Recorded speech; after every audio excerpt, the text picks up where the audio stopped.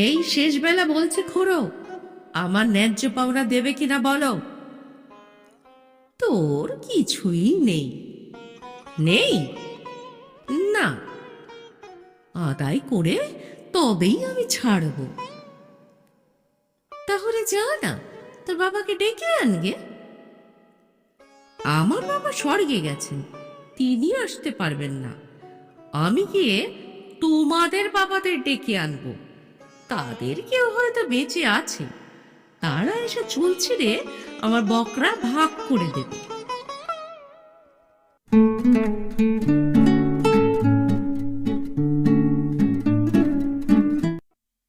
কুসুমকলি ব্যাকস্টেজে আজ শোনাচ্ছি কথাশিল্পী শ্রী শরৎচন্দ্র চট্টোপাধ্যায়ের গল্প ছেলে ধরা। গল্প পাঠে আমি সহেলি। গল্পটি শুনে ভালো লাগলে লিখে জানাতে ভুলবেন না। আজকের গল্প ছেলে ধরা, লেখক শ্রী শরৎচন্দ্র চট্টোপাধ্যায়। সেবার দেশময় রটে গেল যে 3টে শিশু বলি না দিলে রূপনারায়ণের উপর রেলপুল কিছুতেই বাঁধা যাচ্ছে না। 2টি ছেলেকে জ্যান্ত থামের নিচে পোঁতা হয়ে গেছে, বাকি শুধু একটি সংগ্রহ হলেই পুল তৈরি হয়ে যায়। শোনা গেল রেল কোম্পানির নিযুক্ত ছেলে ধরাররা শহরে ও গ্রামে ঘুরে বেড়াচ্ছে। তারা কখন এবং কোথায় এসে হাজির হবে কেউ বলতে পারে না। তাদের কারো পোশাক ভিখিরির, কারো বা সাধু সন্ন্যাসীর, কেউ বা বেড়ায় লাঠি হাতে ডাকাতের মতো। এই জনশ্রুতি পুরানো, সুতরাং কাছাকাছি পল্লীবাসীর ভয়ের ও সন্দেহের সীমা রহিল না যে এবার হয়তো তাদের পালা। তাদের ছেলে পুলেই হয়তো পুলের তলায় পোঁতা যাবে। কারো মনে শান্তি নেই, সব বাড়িতেই কেমন একটা ছমছম ভাব। আবার তার উপরে আছে খবরের কাগজের খবর। কলকাতায় যারা চাকরি করে তারা এসে জানায় সেদিন বউবাজারে একটা ছেলে ধরা পড়েছে। কাল কড়ায় আরেকটা লোককে হাতে নাতে ধরা গেছে, সে ছেলে ধরে ঝুলিতে পুড়ছিল। এমনিতে কত খবর, কলকাতার অলিতে গলিতে সন্দেহক্রমে কত নিরীহের প্রতি কত অত্যাচারের খবর লোকের মুখে মুখে আমাদের দেশে এসে পৌঁছল। এমনই যখন অবস্থা, তখন আমাদের দেশেও হঠাৎ একটা ঘটনা ঘটে গেল। সেইটে বলি। পথের অদূরে একটা বাগানের মধ্যে বাস করেন বৃদ্ধ মুখুজ্জে দম্পতি। ছেলে পুলে নেই, কিন্তু সংসারে ও সাংসারিক সকল ব্যাপারে আসক্তি 18 আনা।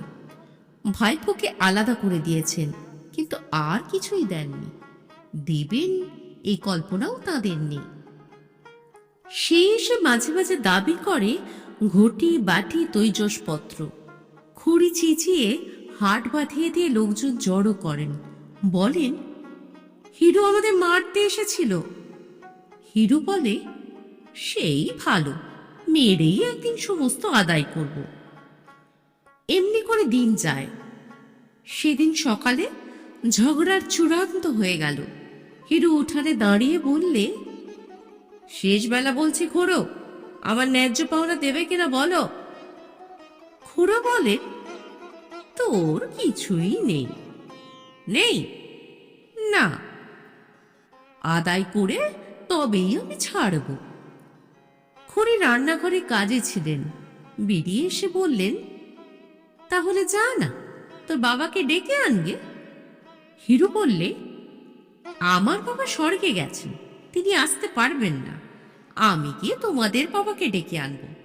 তাদের কেউ হয়তো বেঁচে আছে, তারা এসে চুল ছিঁড়ে আমার বকরা ভাগ করে দেবে। তারপর মিনিট 2 ধরে উভয় পক্ষে যে ভাষা চলল তা লেখা চলে না। যাবার আগে হিরু বলে গেল, আজ এর একটা হেস্তনেস্ত করে তবে ছাড়ব। এই তোমাদের বলে গেলুম, সাবধান। রান্নাঘর থেকে খড়ে বললেন, তোর ভারী ক্ষমতা, যা পারিস করগে। হিরু এসে হাজির হলো রায়পুরে। ঘর কয়েক গরিব মুসলমানদের পল্লী। মহরমের দিনে বড় বড় লাঠি ঘুরিয়া তারা তাজিয়া বার করে। লাঠি তেলে পাকানো, গাঁটে গাঁটে পেতল বাঁধানো। এই থেকে অনেকের ধারণা তাদের মতো লাঠি খেলোয়াড় এ অঞ্চলে মেলে না। তারা পারে না এমন কাজ নেই, শুধু পুলিশের ভয়ে শান্ত হয়ে থাকে। হিরু বললে, বড় মিয়া, এই নাও 2টি টাকা আগাম, তোমার আর তোমার ভাইয়ের। কাজ উদ্ধার করে দাও, আরো বকশিস পাবে। টাকা 2টি হাতে নিয়ে লতিফ মিয়া হেসে বললে, কি কাজ বাবু? হিরু বললে, এই দেশে কে না জানে তোমাদের 2 ভাইয়ের কথা। লাঠির জোরে বিশ্বাসদের কত জমিদারি হাসিল করে দিয়েছ, তোমরা মনে করলে পারো না কি? বড় মিয়া চোখ টিপে বললে, চুপ চুপ বাবু, থানার দারোগা শুনতে পেলে আর রক্ষে থাকবে না। বীরনগর গ্রামখানায় যে 2 ভাই দখল করে দিয়েছি, এই যে তারা জানে, কেউ চিনতে পারেনি বলেই তো সে যাত্রা বেঁচে গেছি। হিরু আশ্চর্য হয়ে বললে, কেউ চিনতে পারেনি? লতিফ বললে, পারবে কি করে? মাথায় ইয়া পাক বাঁধা, গালে গাল পাট্টা, কপালে কপাল চূড়া, সিঁদুরের ফোঁটা, হাতে 6 হাতি লাঠি। লোকে ভাবলে হিঁদুর জমপুরি থেকে জমদূত এসে হাজির হলো। চিনবে কি? কোথায় পালালো তার ঠিকানাই রইল না। হিরু তার হাতখানা ধরে ফেলে বললে, বড় মিয়া, এই কাজটি আরেকবার তোমাদের করতে হবে দাদা। আমার খুড়ো তবু যা হোক 2টো ভাগের ভাগ দিতে চায়, কিন্তু খড়ি বেটি এমনই শয়তান যে একটা চুমকি ঘটিতে পর্যন্ত হাত দিতে দেয় না। ওই পাগড়ি, গালপাট্টা আর সিঁদুর মেখে লাঠি হাতে একবার গিয়ে উঠানে দাঁড়াবে, তোমাদের ডাকাতে হুমকি একবার ঝাড়বে, তারপর দেখে নেব কিসে কি হয়। আমার যা কিছু পাওনা ফেঁড়ে বার করে আনবো ঠিক সন্ধ্যার আগে, ব্যাস। লতিফ মিয়া রাজি হলো। লতিফ মামুদ 2 ভাই সাজ পোশাক পরে আজই কি খোড়োর বাড়িতে হানা দেবে ঠিক হয়ে গেল। পিছনে থাকবে হিরু। একাদশী সারাদিনের পর দাওয়ায় ঠাঁই করে নিয়েছেন জগদম্বা। মুখুজ্জে মশাই বসেছেন জলযোগে, সামান্য ফলমূল ও দুধ। বেতধাত একাদশীতে অন্নাহার সহ্য হয় না। পাথরের বাটিতে ডাবের জলটুকু মুখে তুলেছেন। এমন সময় দরজা ঠেলে ঢুকলো 2 ভাই, লতিফ আর মামুদ। ইয়া পাগড়ি, ইয়া গালপাট্টা, হাতে 6 হাতি লাঠি, কপাল জোড়া, সিঁদুর মাখানো। মুখুজ্জের হাত থেকে পাথরের বাটি দুম করে পড়ে গেল। জগদম্বা চিৎকার করে উঠলেন, ওগো পাড়ার লোক, কে কোথায় আছো? এসো গো, ছেলে ধরা ঢুকেছে। সুমুখের ছোট মাঠটায় ঘর কেটে ছোট ছোট ছেলের দল রোজ ফিঙে খেলে, আজও খেলছিল। তারাও চেঁচাতে চেঁচাতে যে যেখানে পারলে ছুট দিলে, ওগো ছেলে ধরা এসেছে, অনেক ছেলে ধরে নিয়ে যাচ্ছে। হিরু সঙ্গে এসেছিল বাড়ি চিনিয়ে দিতে, দৌড়ের আড়ালে লুকিয়েছিল। সে চাপা গলায় বললে, আর দেখো কে মিয়া, পালাও, পাড়ার লোকে ধরে ফেললে আর রক্ষে নেই, বলেই নিজে মারলে ছুট।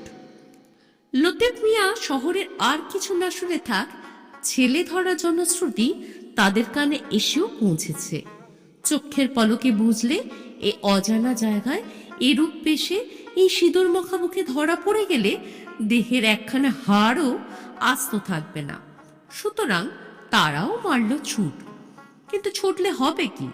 পথ আছে না, আলো এসেছে কমে। চতুর্দিক থেকে কেবল বহু কণ্ঠে সমবেত চিৎকার, ধরে ফেল, ধরে ফেল, মেরে ফেল বেটাদের। ছোট ভাই মামুদ কোথায় পালালো ঠিকানা নেই, কিন্তু বড় ভাই লতিফকে সবাই ঘিরে ফেললে। সে প্রাণের দায়ে কাঁটা বন ভেঙে লাফিয়ে পড়ল একটা ডোবায়। তারপর সবাই পাড়ে দাঁড়িয়ে ছুটতে লাগলো ঢিল। যেই মাথা তোলে অমনি মাথায় পড়ে ঢিল, আবার সে মারে ডুব, আবার উঠে, আবার মাথায় পড়ে ঢিল। লতিফ মিয়া জল খেয়ে আর ইট খেয়ে আধমরা হয়ে পড়ল। সে যতই হাত জোর করে বলতে চায় সে ছেলে ধরা নয়, ছেলে ধরতে আসেনি, ততই লোকের রাগ আর সন্দেহ বেড়ে যায়। তারা বলে, নইলে ওর গালপাটটা কেন, ওর পাগড়ি কিসের জন্য, ওর মুখময় এত সিঁদুর এলো কোথা থেকে? পাগড়ি তার খুলে গেছে, গালপাটটা একধারে ঝুলছে, কপালে সিঁদুর জলে ধুয়ে মুখময় লেগেছে। এসব কথা সে পাড়ের লোকেদের বলেই বা কখন, শুনেই বা কে? ততক্ষণে কতকগুলি উৎসাহী লোক জলে নেমে লতিফকে হিচড়ে টেনে তুলেছে। সে কাঁদতে কাঁদতে কি বলে জানাচ্ছে সে লতিফ মিয়া, তার ভাই মামুদ মিয়া, তারা ছেলে ধরা নয়। এমন সময় আমি যাচ্ছিলাম সেই পথে, হাঙ্গামা শুনে নেমে এলাম পুকুর ধারে। আমাকে দেখে উত্তেজিত জনতা আর একবার উত্তেজিত হয়ে উঠল। সবাই সমস্বরে বলতে লাগলো তারা একটা ছেলে ধরা ধরেছে। লোকটার অবস্থা দেখে চোখে জল এলো, তার মুখ দিয়ে কথা বেরোবার শক্তি নেই, গালপাট্টায় পাগড়িতে সিঁদুর রক্তে মাখামাখি, শুধু হাত জোড় করছে আর কাঁদছে। জিজ্ঞাসা করলাম, ও কার ছেলে চুরি করেছে, কে নালিশ করছে? তারা বলল, তা কি জানে, ছেলে কই তাই বা কে জানে, তবে এমন করে মারছ কেন? কে একজন বুদ্ধিমান বললে, ছেলে বোধহয় ও পাকে পুঁতে রেখেছে, রাত্রিরে তুলে নিয়ে যাবে, বুলি দিয়ে পুলের তলায় ফুঁদবে। বললুম, মরা ছেলে কখনো বলি দেওয়া যায়? তারা বলে, মরা হবে কেন, জ্যান্ত ছেলে। পাকে পুঁতে রাখলে ছেলে জ্যান্ত থাকে কখনো? যুক্তিটা তখন অনেকের কাছে সমীচীন বোধ হলো। এতক্ষণ উত্তেজনার মুখে সে কথা কেউ ভাববারই সময় পায়নি। বললুম, ছাড়ো ওকে। লোকটাকে জিজ্ঞাসা করলুম, মিয়া, ব্যাপারটা সত্যি কি বলতো? এখন অভয় পেয়ে লোকটা কাঁদতে কাঁদতে সমস্ত ঘটনা বিবৃত করলে। মুখুজ্জে দম্পতির ওপর কারো সহানুভূতি ছিল না, শুনে অনেকের করুণাও হলো। বললুম, লতিফ, বাড়ি যাও, আর কখনো এসব কাজে এসো না। সে নাক মরলে কান মরলে, ক্ষুধার কিড়ে নিয়ে বললে, বাবু মশাই, আর এসব কাজে কখনো না, কিন্তু আমার ভাই গেল কোথায়? বললাম, ভাইয়ের ভাবনা বাড়ি গিয়ে ভেবো লতিফ, এখন নিজের প্রাণটা যে বাঁচলো এই ঢের। লতিফ খোঁড়াতে খোঁড়াতে কোনো মতে বাড়ি চলে গেল। অনেক রাত্রে আরেকটা প্রচন্ড কোলাহল উঠল ঘোষালদের পাড়ায়। তাদের ঝি গোয়ালে ঢুকেছিল গরুকে জাপ দিতে। খড়ের ঝুড়ি টানতে গিয়ে দেখে টানা যায় না। হঠাৎ তার মধ্যে থেকে একটা ভীষণ মূর্তি লোক বেরিয়ে ঝির পা দুটো জড়িয়ে ধরলে। ঝি যতই চেঁচায়, বেরো গো, কে কোথা আছো, ভূত আমাকে খেয়ে ফেললে। ভূত ততই তার মুখ চেপে ধরে বলে, মাগো, আমাকে বাঁচাও, আমি ভূত পেরেত নই, আমি মানুষ। চিৎকারে বাড়ির কর্তা আলো নিয়ে লোকজন নিয়ে এসে উপস্থিত। আগের ঘটনা গাঁয়ের সবাই শুনেছে, সুতরাং ছোট ভাইয়ের ভাগ্যে বড় ভাইয়ের দুর্গতি আর ঘটল না। সবাই সহজে বিশ্বাস করলে এই সেই মামুদ মিয়া, ভূত নয়। ঘোষাল তাকে ছেড়ে দিলে, শুধু তার সেই পাকা লাঠিটি কেড়ে নিয়ে বললে, ছোট মিয়া, সমস্ত জীবন মনে থাকবে বলে এটা রেখে দিলুম। মুখের ওইসব রং টং ধুয়ে ফেলে এখন আস্তে আস্তে ঘরে যাও। কৃতজ্ঞ মামুদ 100 সেলাম জানিয়ে ধীরে ধীরে শুয়ে পড়ল। ঘটনাটি ছেলে ভুলানো গল্প নয়, সত্যই আমাদের ওখানে ঘটেছিল।